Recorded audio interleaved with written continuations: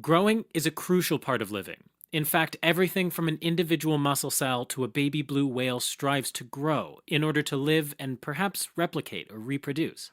Sometimes, however, growth fails to occur or even reverts backwards, and we call that atrophy, aplasia, or hypoplasia, depending on the situation. Let's break these words down. Atrophy. A means no, and trophy means nourishment. So atrophy means no nourishment. Second, aplasia. A, again, means no, and plasia means development. So aplasia means no development.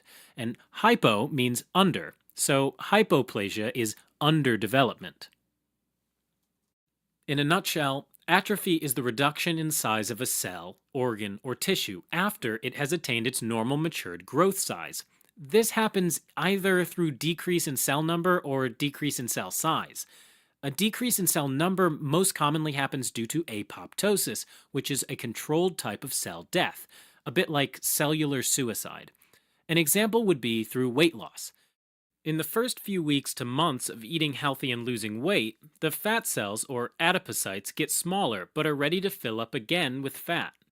Over months to years of eating healthy, however, the adipocytes undergo apoptosis, and at that point, it's a bit more difficult to gain back the weight.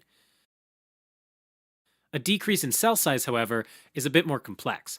Usually, the first step is the loss of nerve or hormonal supply, both of which provide nourishment to cells. Then there's something called the ubiquitin proteasome pathway.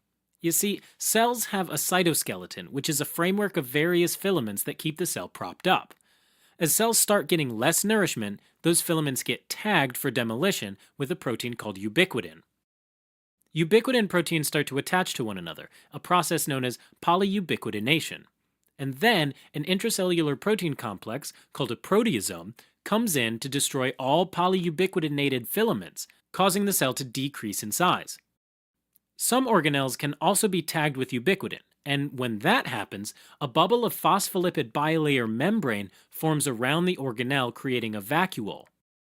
Next, lysosomal vesicles, which are filled with degradative enzymes, fuse with the vacuole, destroying the unfortunate organelle. Kinda like being sent off to the firing squad. One example is muscle atrophy. Anytime there's a long-standing disuse of muscles, like extended bed rest, zero gravity, or a particularly long study session, there can be a loss of muscle mass and strength. The good news is that this type of muscle atrophy is reversible with exercise. But there's also a more severe form of muscle atrophy which happens in cachexia, or whole body wasting syndrome. That form of muscle atrophy is often so severe that it's not typically reversible and happens in severe illnesses like AIDS or in some forms of cancer. But atrophy is not necessarily pathological. In fact, it's often a part of normal development. For example, it happens in the thymus. The thymus is a small organ that sits over the heart and is responsible for the maturation of T cells, which are part of the immune system. As children grow and their immune systems get established, the thymus begins to atrophy. This process is called thymus involution. As a result, the thymus is much larger in young children than it is in adults. Now, aplasia and hypoplasia are somewhat different. They're both ways in which growth can go wrong during embryogenesis, when our organs develop within the fetus. With aplasia, the precursor cells are completely absent, while in hypoplasia, there are some precursor cells present, but not enough of them. With aplasia, the organ never forms in the first place, so this is the more severe case. Going back to the thymus again, in DiGeorge syndrome, a small part of the 22nd chromosome is deleted, so the genes that code for the thymus are gone. As a result, the cells never have the DNA they need to express the proteins that would turn them into thymic precursor cells. Therefore, the thymus never forms, and the person is left with a severely impaired immune system. Hypoplasia, or underdevelopment, is more common and usually results in milder consequences. Here, there are only some precursor cells available, and that results in a smaller or misshapen organ.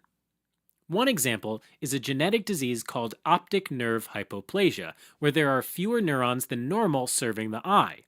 Because of this, the optic nerve is abnormally thin.